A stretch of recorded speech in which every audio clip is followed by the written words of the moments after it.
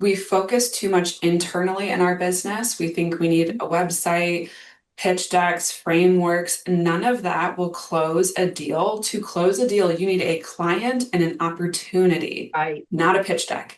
And a So conversation. and conversation, one-on-one conversation. Yes. So all of my business development efforts, Mhm. the goal here is to get one-on-one conversations on my calendar. Contact with the market is the only thing that counts. Welcome to the Expert in You podcast, the show for professional entrepreneurs, experts, authors, speakers, coaches, and consultants who are ready to elevate their business, expand their influence, and boost their bank accounts. Join us as we dive deep with industry-leading experts who share their top strategies, invaluable insights, practical tips, and personal experiences to help you achieve extraordinary growth and success. Whether you're looking to sharpen your skills, stay ahead of the curve, or find that competitive edge, this podcast is your ultimate resource for unlocking your full potential. So tune in, get inspired, grab your coffee, and let's unlock the expert in you. Well, I have to tell you, I have an incredible guest with me today. I have Ellie Hobert with me today. She is an independent consultant, and she's also a leadership coach. And Ellie, welcome to the show. Thank you so much, Ann. It's great to be with you. I'm so excited to have you on. You have such great background and you're truly an expert at what you've been doing. But why don't you just give everyone the 1-minute version of what it is you do? Absolutely. Thank you. I'm Ellie Hobert. I am an independent consultant and a leadership coach. And I work primarily with HR leaders in the people and culture space to assess the health and effectiveness of their teams. Typically, they're remote or dispersed teams, with the goal of diagnosing the root causes of misalignment and creating very targeted intervention strategies to support high performance and productive collaboration in the virtual space. Now, you have a great background in helping companies do this. What was that background, Ellie, that brought you into starting your own business? And by the way, we're going to dive a little bit into what she's been able to accomplish. But what brought you into starting your own company, your own business from your background? Absolutely. My background is in management consulting. I should say academically, my background is in psychology, and I've always had a passion and an interest for learning about how people think, how they feel, and human systems in general. I have about a decade of experience in management consulting, specifically in organizational effectiveness. So I've been doing this work for some time. I have done a wide variety of organizational effectiveness work, project management, performance management, change management as well. But what I found throughout any project I was on was that the greatest performance drivers were not necessarily in the technical improvements that we were making, but rather in cultivating a stronger collective fabric for the teams that were delivering the work. So I would often find myself working with teams to identify the specific team norms that would create productive environments. I would be coaching leaders on specific observable behaviors that would create psychological safety. A lot of my work ended up being shaping the environment itself so that the gifts and strengths that already lived within that team could actually be brought to life. And I had one specific case study that was just incredibly powerful and really moved me in terms of my belief that we need to strengthen the collective in the corporate environment. And then in terms of how I launched my business, I became a mom almost 2 years ago. And becoming a mom, it's a roller coaster. That experience showed me what I was really capable of for the first time in my life. I learned to surrender. I learned to cope with anxiety and ambiguity. I learned a lot about grit and doing things even when you don't feel ready. It doesn't matter, you do it anyways. And I reflected on all of those lessons and realized that my dream, my lifelong dream of being an entrepreneur, I was learning everything I needed for that as a mother. And I desperately want my daughter to grow up with role models in her life of women that are financially independent, but connected to their families and loved ones, and are interested in their own lives and have their own passions. And I don't want my daughter to see that 20 years from now. I want her to see it right now. And so I decided before my daughter's first birthday that I would take the plunge and start my own consultancy and just figure it out. I love it. And we're definitely going to dive into that.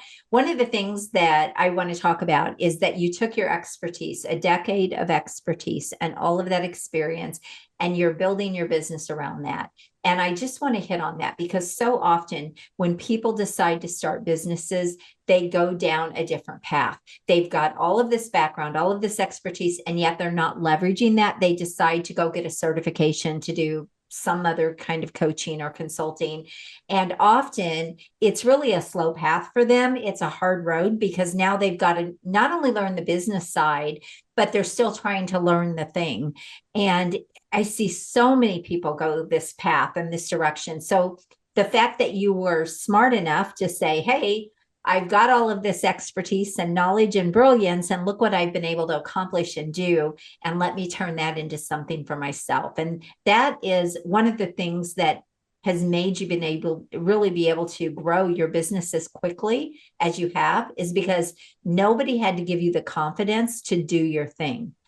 You just had to get the confidence and learn how to build the business, right? And so it's very different. And I think it's important for people that are starting their business to really understand that part. When you already show up with the expertise and the skill set and the knowledge, you have the confidence in your skills and what you do. And now you just have to do the business side. So I would love if you want to add to that. That's a fantastic perspective. I hadn't even really thought about it in those terms, but I completely agree.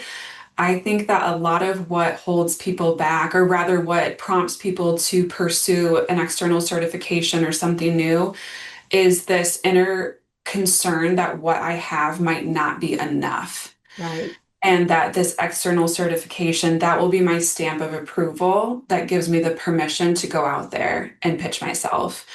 And in my experience, I do rely on my corporate background quite a bit, but I actually focus instead on the outcomes that I am bringing to my clients. Right. So when I pursue work, I don't see it as, am I worth this dollar value? I see it as my client is not purchasing my time. My client is purchasing the business outcomes that I can enable for them.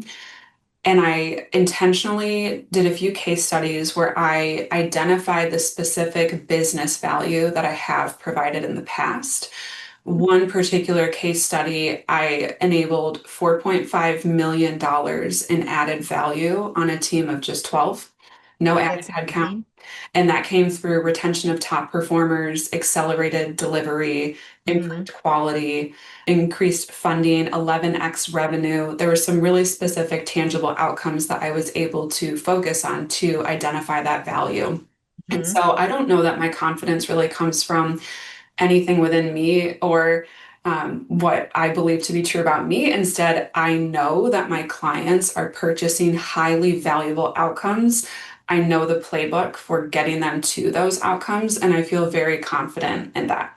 This is so great to talk about because so often I see people that get into the coaching or consulting space and they structure their pricing around what they think everyone else is charging or the market.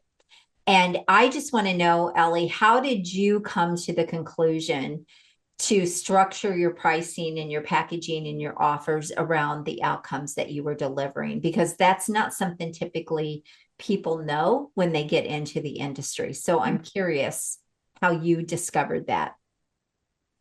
I wish I would have known to do that 15 years ago when I started. I did not. And I went down the rabbit holes and the path that a lot of people did, which is why I now do what I do with people, because I don't want them to do that when they've got all of this expertise. I couldn't agree more. I've always been a pretty aggressive negotiator, specifically with salary. This has always been something that I feel comfortable or have felt comfortable with and really believe in, especially As a woman, when I, started out as a young woman in corporate, I always negotiated very aggressively. But when I say aggressive, I mean I chose a number that felt incredibly high, but I communicated flexibility as I asked for that number. I would also give a very specific range that was not landing on zeros or fives. So, my background, I'm comfortable with negotiation, actually, really like negotiation. In terms of how I landed on my methodology for my current pricing, it didn't occur to me to focus on anything else really other than the value that I was driving because I just believe that that's what I'm selling to my clients. They are purchasing the outcome, they're not purchasing my time. It's not a question of what my time is worth. In terms of pricing analysis, I do like to do some market research, but more so to identify that I am not undervaluing myself. I Right. will not anchor my pricing to market research. So it's a gut check for me. In general, with pricing, I really believe in project-based pricing, not hourly-based pricing. And when I communicate with my clients to identify the scope of the work, I really focus on the anticipated business value that they will enable. And I make sure that is crystal clear in their mind before we even get to pricing. And then when the time comes with pricing, I believe that if I look at the number I am proposing and I'm comfortable with that number, it's not high enough. So I do not put a number forward unless I'm pretty uncomfortable with that number. And that's a Brilliant. commitment that I've made to myself. And it's I paid off. love it. I see so many brilliant people that have, again, a decade of experience that you have. You didn't just say, oh, I think I want to become an independent consultant. You have years and years of experience. You have proven results. You have all of this expertise. And so I love that you figured that out from the very beginning and didn't undervalue yourself.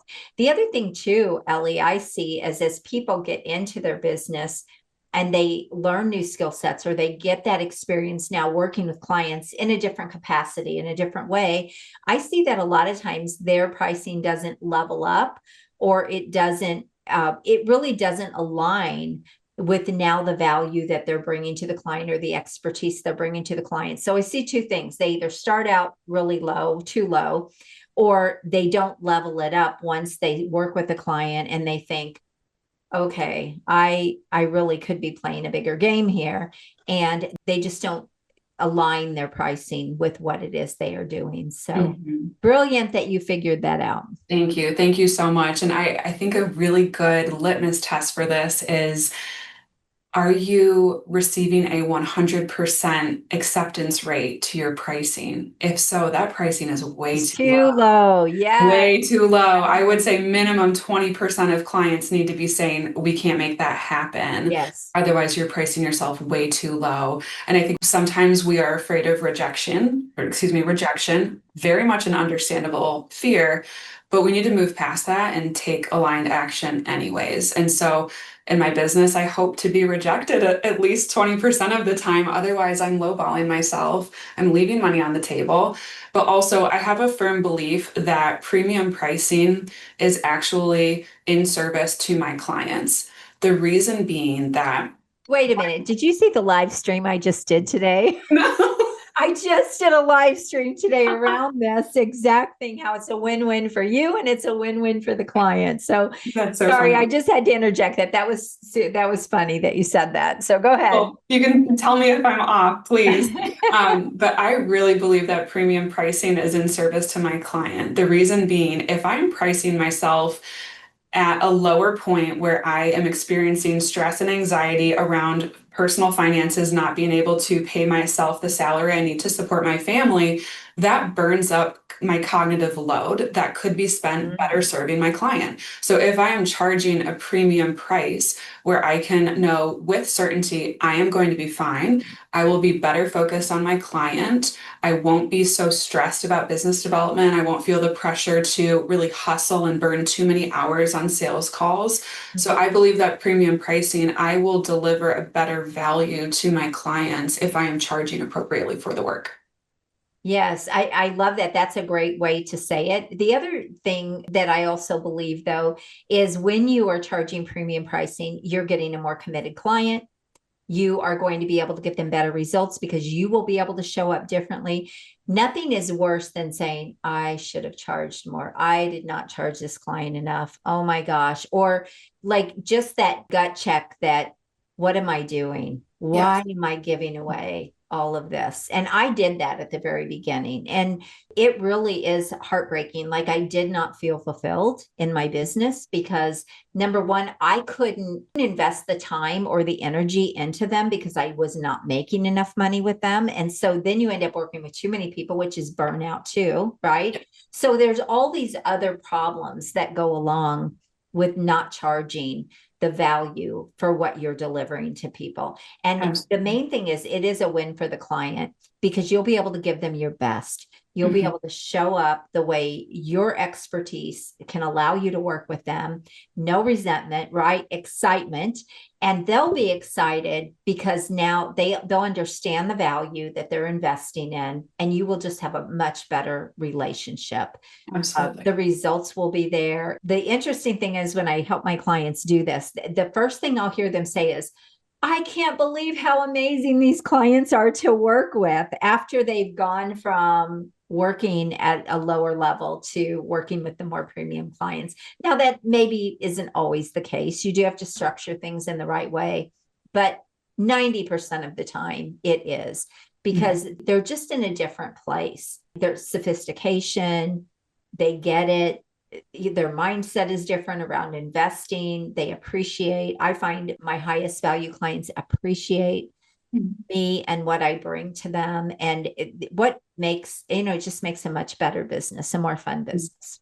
I absolutely agree. And if anyone is experiencing some anxiety around putting out that large number, what I would offer as encouragement is I have yet to have a potential client turn down or cancel the opportunity, cancel the contract because of the potential pricing. The biggest pushback I have seen is, that's a bit more than we were anticipating or what our budget, are the constraints of our budget. Would this number be workable for you? Really, it just opens a conversation Yes, you can negotiate to from there. negotiate. And I'm able to ask them, well, how do you determine your budget? Who are your internal approvers that need to be on board? So even in the negotiation, that's a win too, because I am learning all of this incredible insight about the organization. I'm learning when do I need to get involved next year to influence their budgeting decisions. I'm learning who are the internal client stakeholders that I need to get to know so they can know, like, and trust me and feel good about that investment. So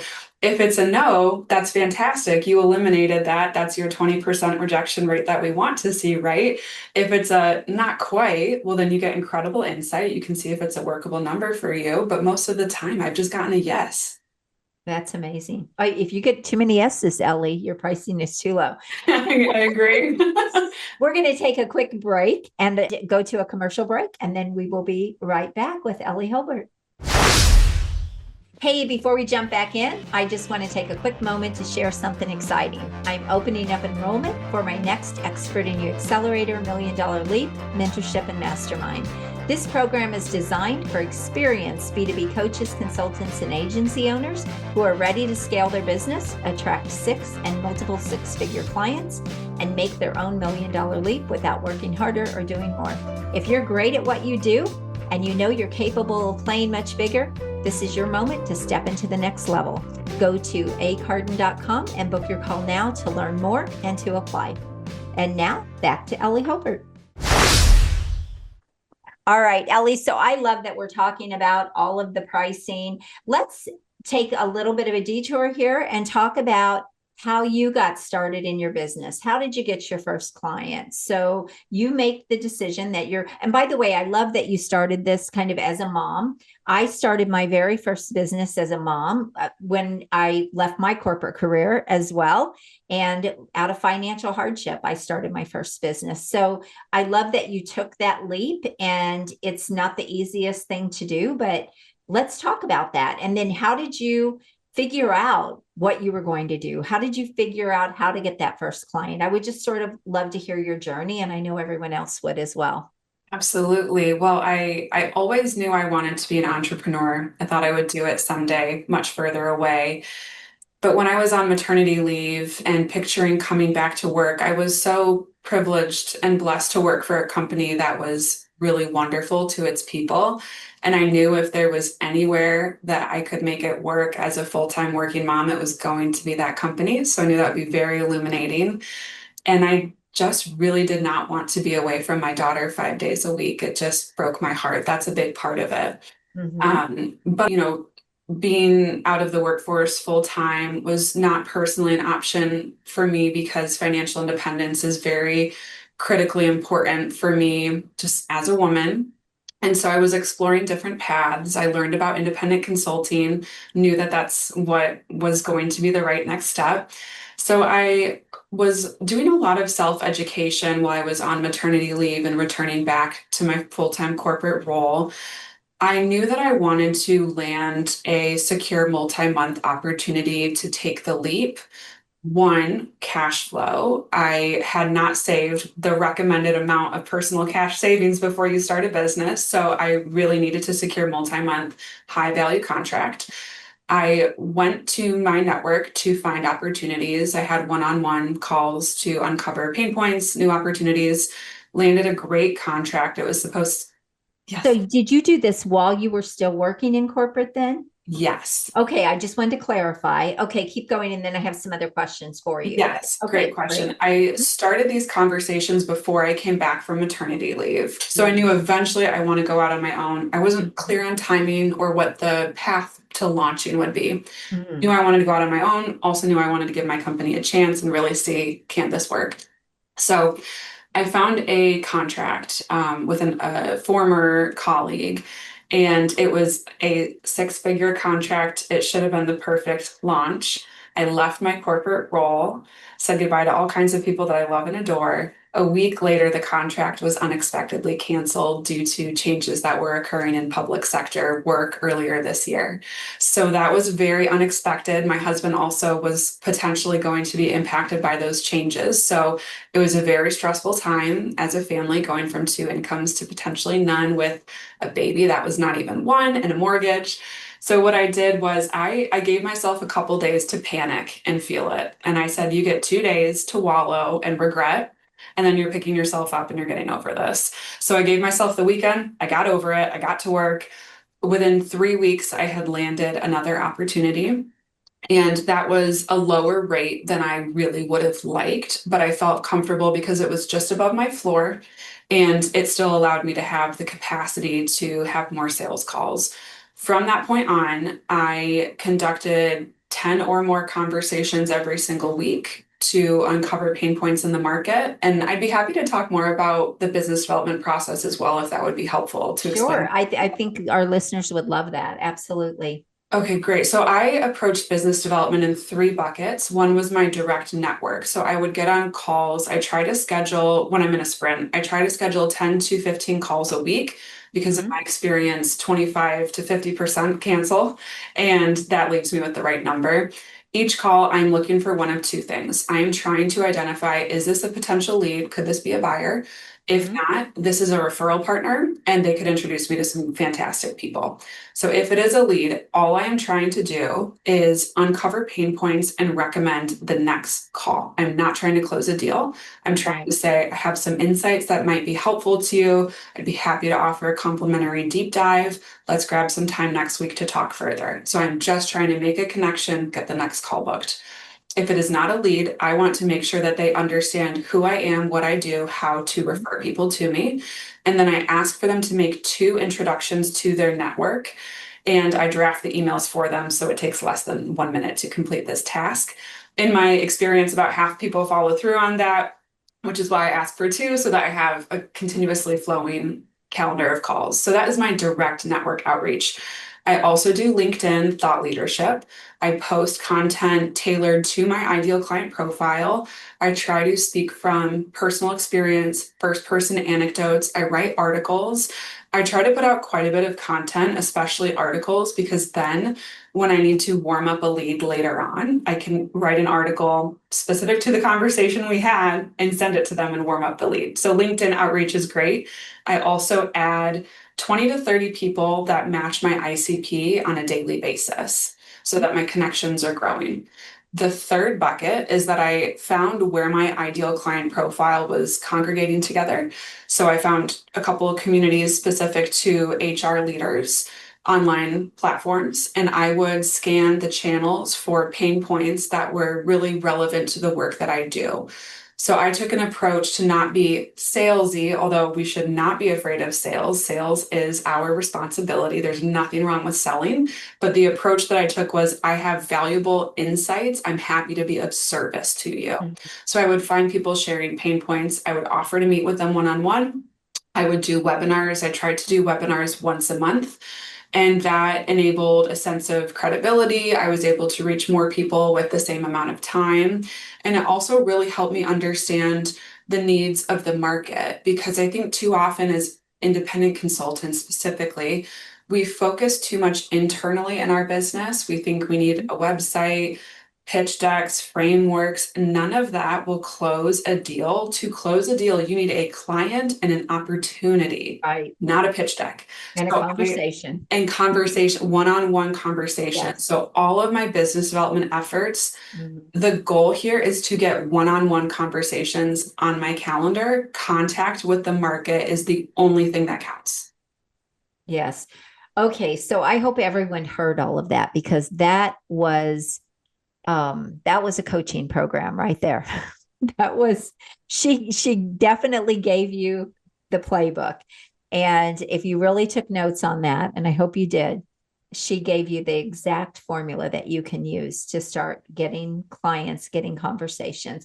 What did you find to be the hardest thing that you've really kind of faced, or the hardest challenge when you got all of this going? Was it time? What was it for you?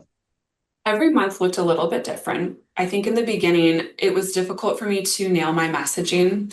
It took about 40 phone calls before I felt pretty good with my messaging. Not even perfect, crystal clear, but pretty good.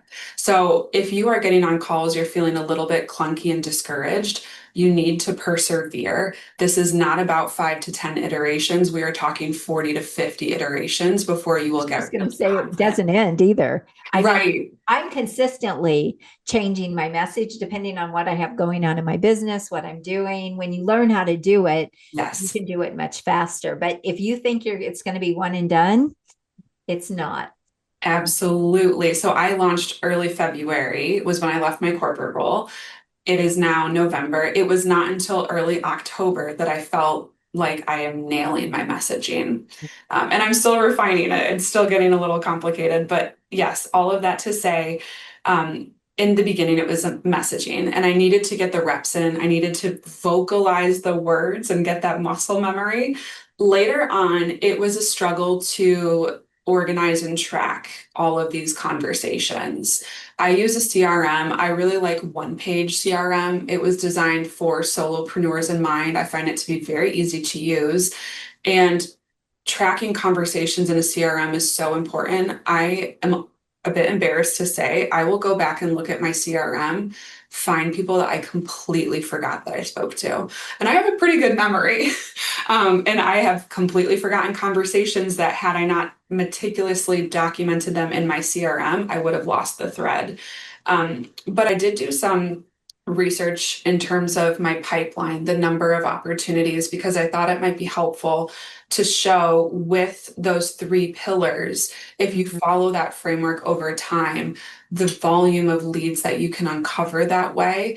Again, in the spirit of organizing your outreach, I think it could be helpful. Would it be okay if I shared some of these numbers, Ann? Sure, go right Okay, ahead. great. So with those efforts, and I think at this point, I've probably had about 300 phone calls since I launched.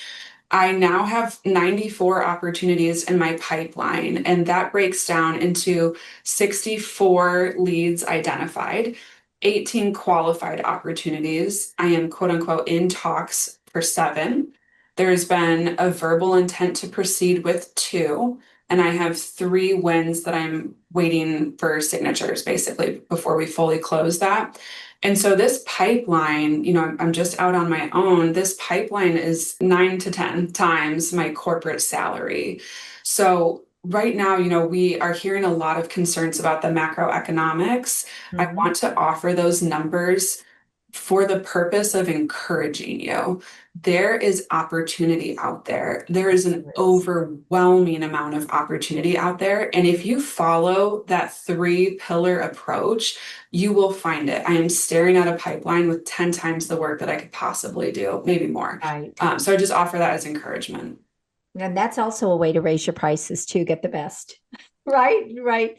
I love that you talk about that, because as you know, times have been a little trying lately.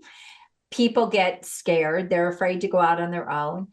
They're afraid to launch something. But I just want to encourage you, the cream always rises to the top, and the ones that will do the work will always get the work. I mean, there is opportunity all around us.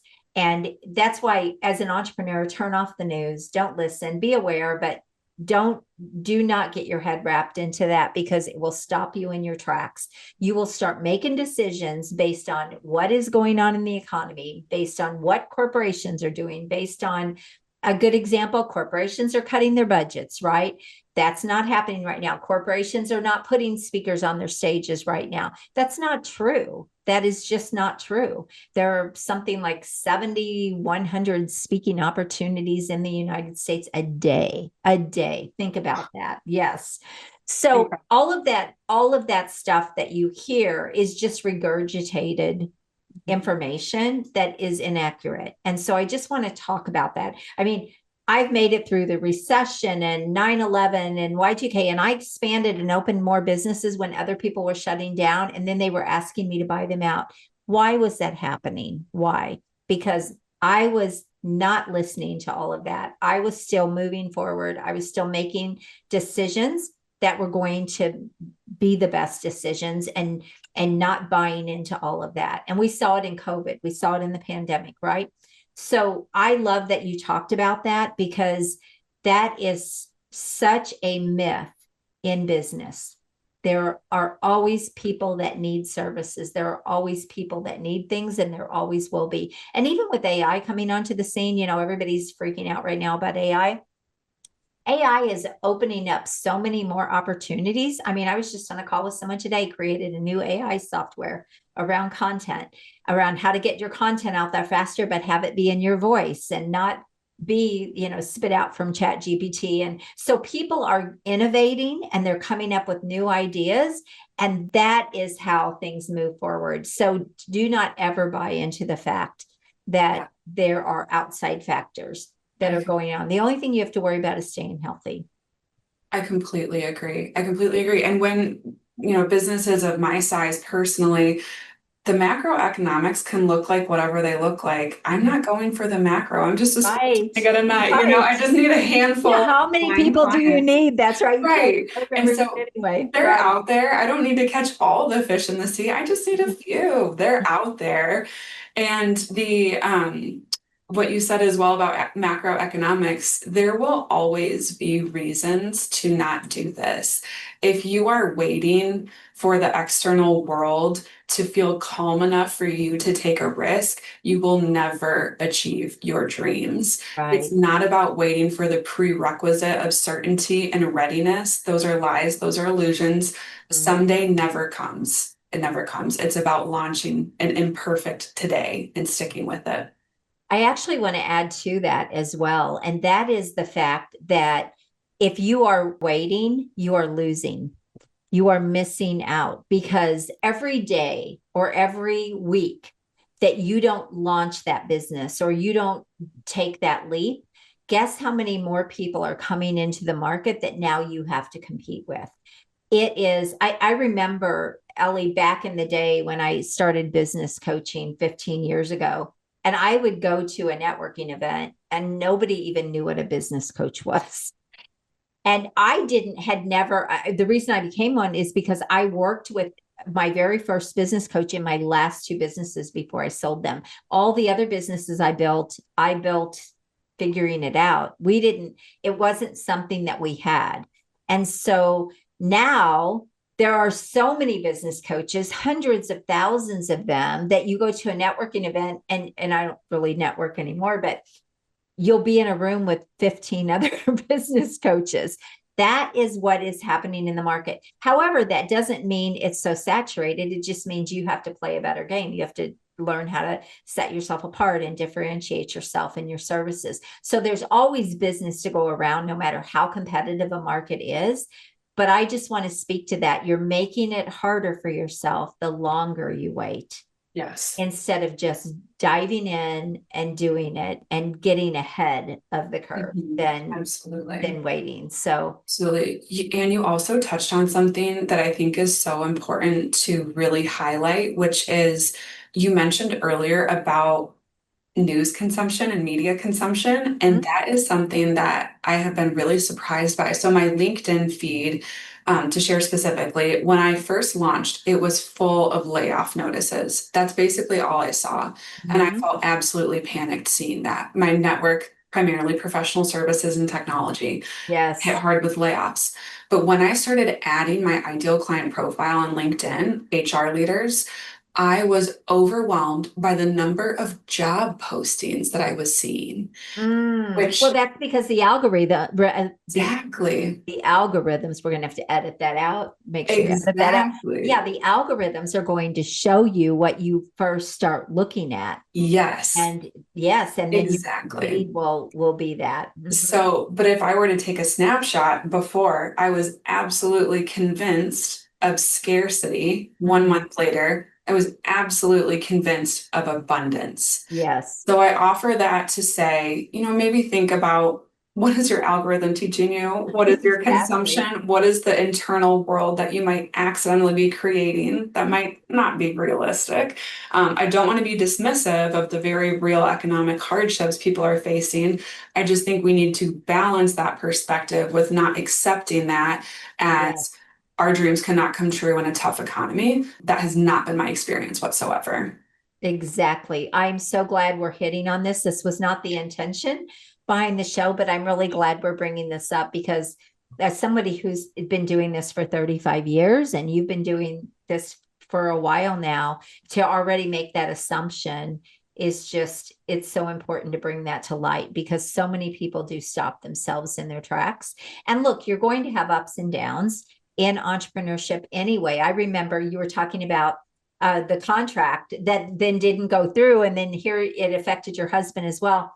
Right after, I talked my husband into retiring early because he was having some health issues specifically from his job, and my coaching business was going really well. And I said, you can retire, don't worry, we'll be able to do this. He wasn't ready for Social Security and all of that yet, right? Because he was retiring early. And right after he did that, I actually worked with a coach that kind of took me down the wrong path, and I ended up with no clients. So here we are, same thing. Now, we had investments and I had sold a lot of businesses. And so it wasn't like we didn't have the means, but we were trying to not dip into that or do that. And I had convinced him my business was doing well enough. So we experienced kind of the same rocky road. And I said, look, I got those clients, I'll be able to get more clients. And it was just a short time that I was able to do that. But if I would have let his panic stop me or affect me, I wouldn't still be doing this 15 years later. And so it's really important also that you just understand what is around you. That could be people. And in that case, he had always been an employee. So he had that mindset, right? I've been an entrepreneur for many, many years. And so you have to understand the world that you're in, the people that you're around, the algorithms that with the platforms that you're on, and all of those things. You have to just tune that out, and you just move forward, and you just keep doing what you feel you need to do. And it's such important keys for you to understand that. Yeah, absolutely. I could not agree more. And I think too, when we talk about, still moving forward, I coach independent consultants now as well because of getting this, pipeline going, the revenue. I'm now coaching others on this same thing. And a lot of the work that we do together is around emotional regulation and managing those emotions of fear and anxiety. Yes. And imposter syndrome, that's something that comes up a lot too. And I think what's been very helpful for me this past year, although this is my first time as a business owner, a lot of this is new for me. I feel very comfortable managing my emotions, and that's something I've been doing for a very long time. Growing up, a lot of things did not come easily to me. Struggling was kind of my default in my emotional inner world was struggling, disappointment, rejection, fear, anxiety. So these emotions rather, I describe them as almost my old friends that are welcome to join me at any time. I do not believe that I will ever live without them. They are here. It's a, consequence of our human existence to experience these things. And playing small and operating from self-protection, it will not actually protect me from experiencing those things. Fear, anxiety, feeling less than, feeling small, that's all a given. So I might as well take action and try to reach my dreams anyways. I love But it. to move forward, you don't have to conquer fear. I believe you need to make friends with fear and invite it to come with you. You don't have to get over these things. You are strong enough to move forward, carrying your fear, carrying your anxiety, carrying your imposter syndrome with you. Invite them to come with you as you move forward. You don't have to erase them from your life. That's not even possible. I love this. And so a couple of things that, you talk about carrying them with you. One thing that I want to share to kind of piggyback on that is every new level that you're going to, you will experience those same things again. But here's the difference. I always say fear is kind of like a muscle that you have to build. You don't go to the gym one time and do some bicep curls and go, hey, look at my muscle, right? You have to go back and do the reps. And the more you do the reps, the more that muscle builds. And that is exactly how resilience is, how fear is, how, overcoming adversity, the challenges, over looking for solutions instead of focusing on the problems. All of those things come from the experience. Yes. And going through it and pushing through it. But just know that it will never go away, because every time you're going to a new level, guess what shows back up again? Because you're doing something you've never done before. You're going somewhere you've never gone before. And so if you just really understand that, then you can expect it. And then you're like, oh, here it is showing up again, right? Exactly. And I will go through this the same way I did the last time. And so you just have to have that mindset around it. Absolutely. And I do exactly that. When it comes up, I welcome it. I'll notice, oh, I'm feeling very afraid right now. And I think, what is this fear trying to tell me? Usually it's reminding me that I really love our home that we live in and I don't want to lose it, or, That something can like be that. motivating. Yeah. And so I say, oh, fear. I'll say, thank you for reminding me how much I love my home. Or thank you for reminding me how much I love this community and want to be able to afford to stay here. Thank you for reminding me of that. And then I just kind of breathe and let it go. And I think sometimes we over intellectualize these emotions. What is most beneficial for me is to physically comfort my body when they come up. I will smell essential oils. I'll wear a soothing blanket. I just offer my nervous system a bit of comfort. I name the emotion. I thank it for what it's telling me. I offer comfort to my nervous system, and then it passes. And that formula has really helped me not, shove those feelings under the rug, but lovingly move through them pretty quickly so that I'm able to take aligned action again. Yeah. And you will have to find what works for you. I do prayer. So prayer for me is the thing that always is able to move me forward. But there is one tip that I would love to share that it has just helped me, not just for myself, but with my clients. There's always a solution. So focus on the solution. Don't focus on the problem. Just flipping the script will make such a difference. There's always a solution. And if you know that, then you start looking for it. And then all of your actions and everything, all your decisions will be different than if all you do is focus on the problem. So often people get stuck in the problem. And that's why people quit. And that's why people make their business harder than it has to be. And that's why people get stuck. So just sharing that. Ellie, we could talk forever. We've gone longer actually than we planned, but this has been such a great conversation. And wow, if you have not gotten gold from this, I mean, it is just so value packed. This has been really a coaching session, I believe, for anyone that is looking to start their business or grow their business. One more thing that I just want to bring up, and you had mentioned that you are now coaching people. to help them get started. So you have a special passion to help other moms that want to get out of corporate and start their business. And you have a program that you have designed around that. So I just want to give you a minute to talk about that as well. Thank you so much, Ann. Yes, I am now on a journey after this wonderful roller coaster of a year. I'm on a journey to get more moms out of corporate and to create thriving, healthy, profitable businesses, have more time for their families, have more time for themselves, and maintain their financial independence. So I am now working with moms to launch independent consulting and and coaching businesses. And I am focused on really the exit from corporate and establishing your business.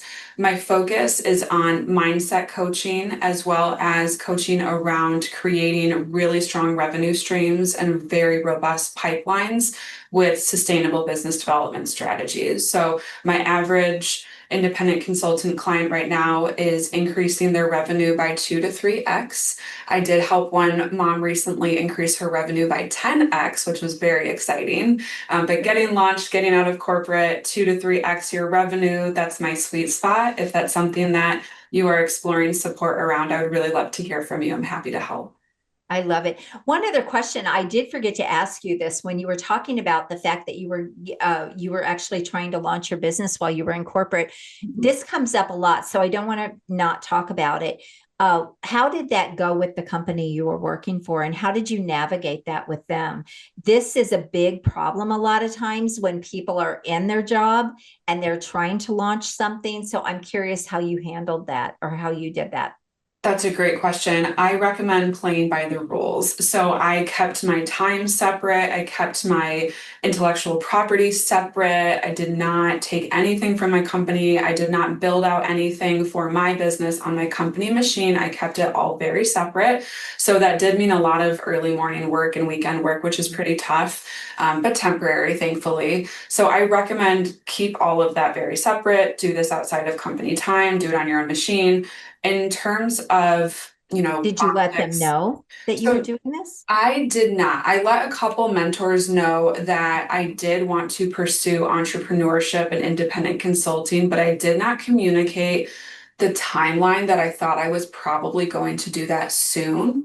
The main reason being, I really did want to see how it went with returning to my company. I felt really loyal to them and I really loved the people there. And so I think part of me really just wanted to give it one really good shot and see, can I make it work here? Although I knew pretty certainly that I just needed more time with my daughter.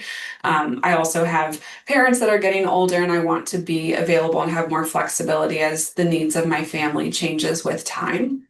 So because of those reasons, I was pretty private about it. But when I launched, I shared what I was doing. Everyone was incredibly supportive, and I cherish those relationships and have kept in touch with everybody from my old job and just have so much love for them. So I'm very grateful that the departure went well, no hard feelings, and it was really a wonderful place for the 6 years that I was there. I was very lucky. That's great. I'm so glad you shared that because that is something that hangs a lot of people up. They're like, well, I'm not financially in a place where I can just quit my job and go all in on this. At the same time, they feel this guilt if they're trying to launch it while they're still working for a company because they feel like they should let them know. And so I was just curious how you handled that. And thank you for sharing that. Absolutely. I could answer one more specific thing that I probably need to specify. What that looked like in terms of outreach, I did not begin posting publicly until I left. That's one thing. I reached out to my network one-on-one privately, offline on my own personal communication. So I began that outreach, just not the other buckets that we mentioned. But I think that's something you can do, assuming there's really solid trust with the people you're reaching out to, or they're fully outside of that network. That's something you could do to get started. But I would just recommend really keep it separate, play by the rules. Everyone stays happy that way. And like you said, you weren't real public about it. So that is something that also comes up is how much can they do? And especially if you're looking at a platform like LinkedIn, where all business people are on there. So I'm really glad. I always love to know how people kind of handle that. And, different people handle it differently, but I think it's great for people to get that perspective. So thank you for sharing that. So Ellie, this has been such a great conversation. Thank you so much for being my guest. And I hope everyone takes notes and reach out to Ellie. We're going to put all of her information in the show notes. You'll be able to grab it there.